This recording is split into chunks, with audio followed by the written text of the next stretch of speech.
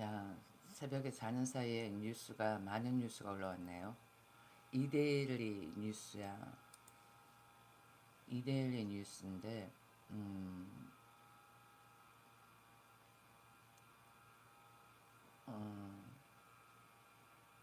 여기 박지혜 기자가 적었는 기사예요. 보니까 문재인 음모론에 사로잡힌 한국 그러네. 정치적 입장 따라 진실 가려. 이게 어떤 내용일까? 어떤 것을 전달하기 위해 가지고는 저런 기사를 냈는지 모르겠네. 읽어보면은 여기 박재희 기자가 문재인 전 대통령은 14일 음모론에 사로잡힌 한국 사회라며 입맛대로 치사된 통계가 음모론의 근거가 되고 정치적 입장에 따라 진실이 갈린다고 말했다. 문 전 대통령은 이날 SNS를 통해 박한슬 약사이자 작가의 책 숫자 한국을 추천하며 이같이 말했다. 문 전 대통령은 진실이 뒤집히고 왜곡되어 뭐가 옳은지 알 수 없게 만든다. 하지만 객관적 진실은 결국 데이터가 축적된 통계 숫자에 속해 있다. 축적된 통계 숫자 속에 있다. 객관적 진실은.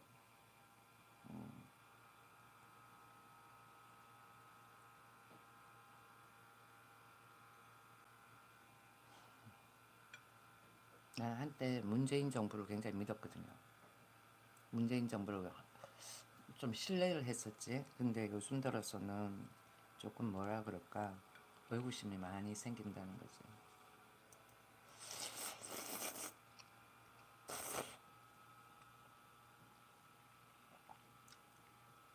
여기 보면은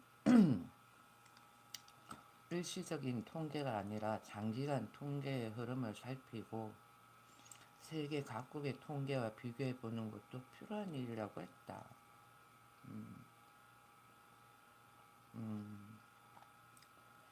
코로나19 대유행 시기에 정부의 방역 대책은 많은 반발에 부딪혔고 백신 접종은 음모론에 시달렸다. 하지만 이제 와서 세계 각국의 평균 수명 통계를 들여다보면 그 기간 일본을 포함해서 세계 중요국의 평균 수명이 모두 줄어든 반면 유독 한국은 평균 수명이 대래 늘었다. 한국도 평균 수명이 줄어든 해가 되었는데 그것은 사회적 거리두기 종료된 2022년이었다고 덧붙였다.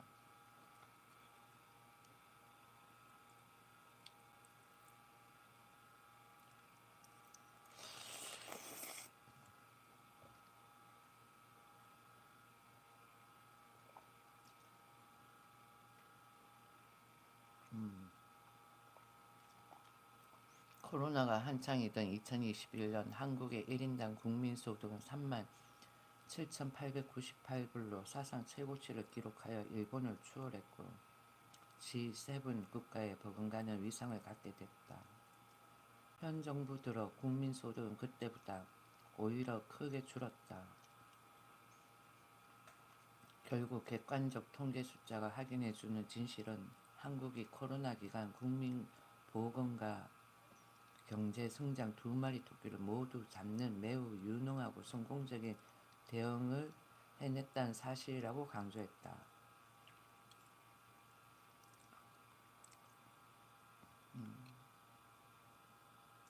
그때 돈 풀었잖아. 응? 그리고 문정부 때 최저시급이 많이 올랐죠. 그때 최저시급이 한 1,000원 올랐죠. 최저시급 흐름을 보면은 음,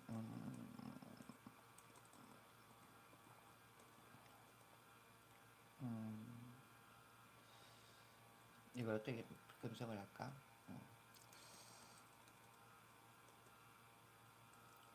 음,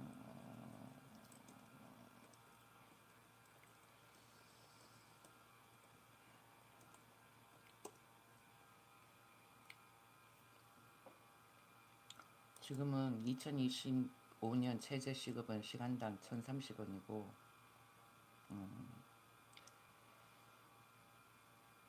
그러니까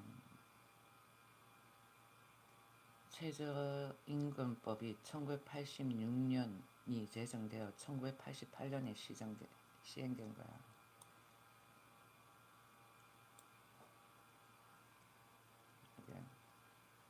1986년에 최저임금법이 제정이 되었고, 그리고는 1988년부터 시행되었다라는 거죠. 최저임금제. 그래가지고는 까지 이렇게 해서 쭉 보면은 지금은 40,30원이에요. 언제 가장 많이 올랐냐? 제일 가장 많이 오른 때가 2018년. 이때는 1,060원 올랐어.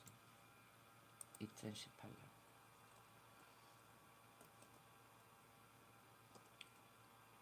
1,060원. 한 방에. 매번 보면은 400원, 500원, 200원, 100원 이런 식으로 올랐는데 2018년도 문정부 들어서 가지고는 최저시급을 확 끌어올려 버린 거. 한 방에 1,060원. 좀 상당한 거죠. 그리고는 2019년도에는 820원. 2019년도에는 890원. 그렇게 해가지고는 우리나라 여기서 말한 평균 여기 어디지? 1인당 국민소득이 37,898불 됐다라는 거죠. 2021년.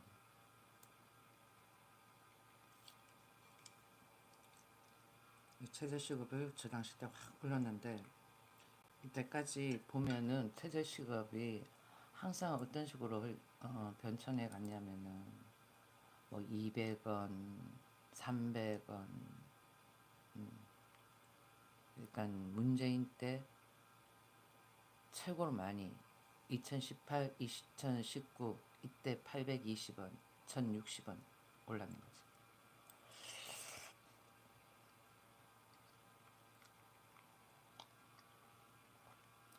그리고는 현 정부 때는 그렇게 많이 오른 게 아니야. 170원 올랐고 2024년에 240원 올랐네.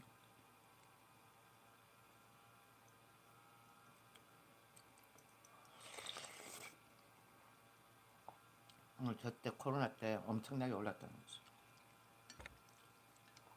그래가지고는 국민소득이 37,898불이 됐다는 거예요.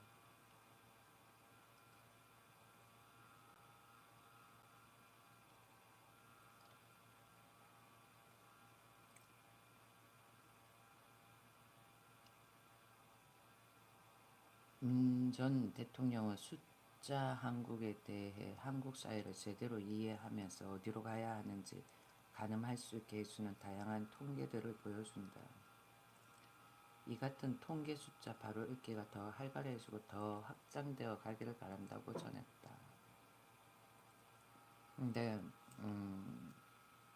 여기 보면은 2마리 토끼를 매우 모두 잡는데 성공했다 그러는데 저 당시에 최저시급을 저 당시 때 아무튼 저 당시 때 많이 오르긴 했지. 보자. 만약에 저 당시 때 저만큼을 안 올렸으면은 이건 뭐야?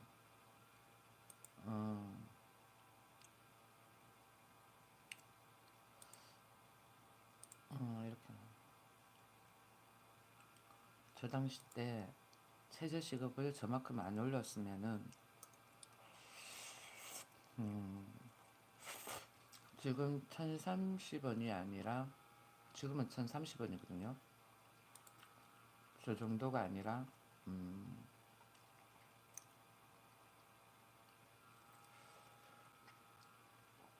어쩌면은 한 9천 원대에 머물러 있었을 거다라는 거지. 저만큼 안 올렸습니다. 그때 많이 올렸다니까.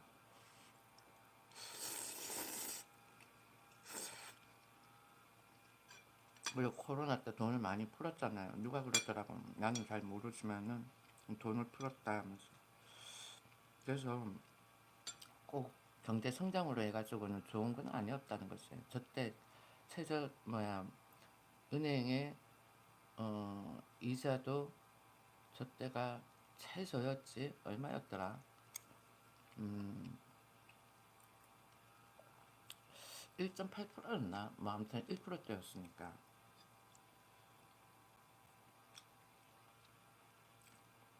그러다 보니까 약간의 착시 현상이 일어날 수도 있는 거지. 통계가 중요한 건 아니라고 봐요.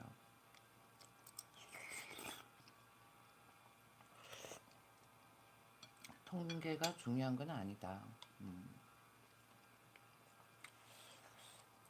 그 하나만 더. 하나만.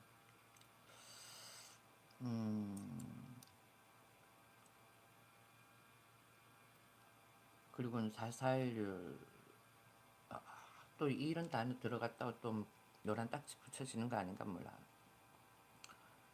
사고사와 산재 사망자 같은 통계들을 살펴보면 한국 사회가 과연 더 안전하고 따뜻한 사회로 가고 있는지 확인할 수 있다며 민주주의 지수, 언론 자유 지수, 성평등 지수, 국가 청렴도 지수 같은 통계들을 살펴보면 한국 사회가 바람직한 방향으로 발전해 가고 있는 것이 확인할 수 있을 것이라고 했다. 요즘 잘 살려 이런 거 보면은 글쎄 통계는 어떤지 모르겠지만은 점점 내가 봐서 아는 것 같아요. 문 전 대통령 최근 책 추천글을 통해 윤석열 대통령 탄핵 정국과 무관하지 않은 메시지를 내놓고 있다.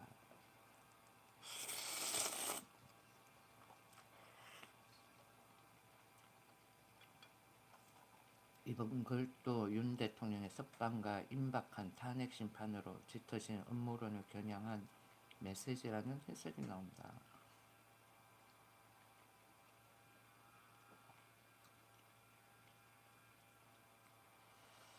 계엄 내란을 변명하거나 비호하기 위해 현중 정서를 자극하는 형태를 참으로 개탄스럽고 우려스럽다고 말하기도 했다. 계엄 내란.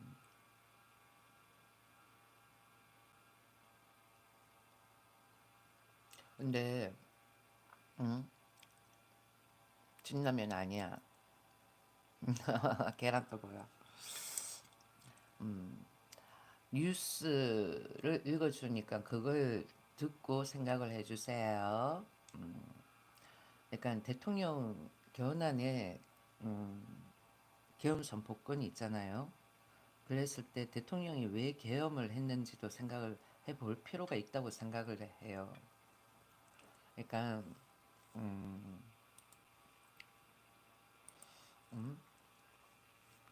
그러니까 대통령 권한에 계엄 선포권이 있거든요. 있는데 왜 대통령이 계엄 선포를 했는지를 생각을 해보라고.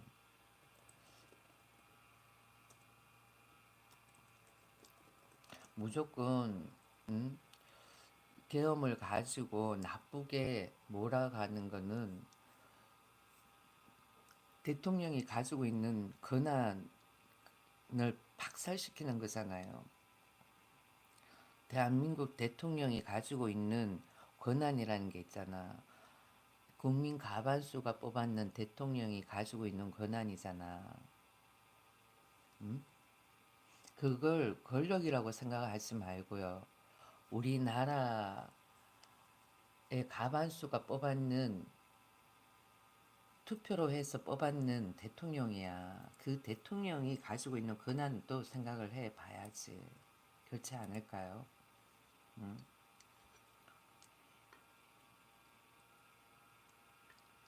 그리고는 국회에 여당만 존재할 수도 없고 야당만 존재할 수도 없다고 봐요. 여야당이 같이 존재를 하는 건데 그러면은 음, 서로 이렇게 협의해가지고는 합의해서 해야 되는데 지금 보면은 야당 180석이 모든 것을 다 좌지우지하잖아. 그러면은 대통령을 허수아비로 앉혀놓은 거나 마찬가지잖아요. 대통령한테도 권한이 있는 거 아니야.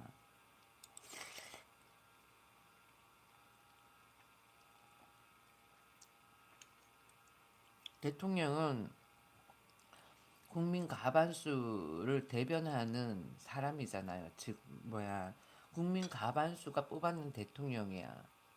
과반수 이상이 그 대통령이 좋아가지고는 공약이 좋아서 뽑아놨으면은 그 대통령도 권한이 있는데 그런 권한과 권리라는 게 있잖아요.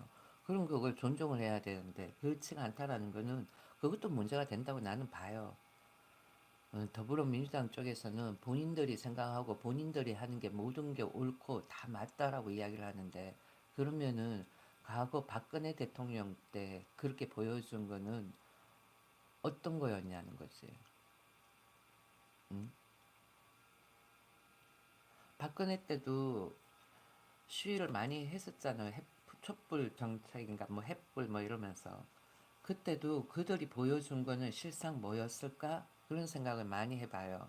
왜 박근혜 대통령은 잘못이 없었잖아. 그렇잖아요. 박근혜 대통령은 잘못이 없는 상태에서 감옥을 보냈어. 그럼 정의가 사라진 거예요. 박근혜 대통령이 진짜 잘못이 있었나요? 죄가 있었나요? 없었어. 박근혜 대통령, 그 다음에 이명박 대통령 그렇게 한 행위 보다 더하게 지금 하고 있는 더불어민주당이 있는데 그러니까 더불어민주당을 좀 비하하거나 이런 이야기를 하면은 바로 더불어민주당을 지지하는 사람들이 비추를 막 적나라하게 누르는 거지.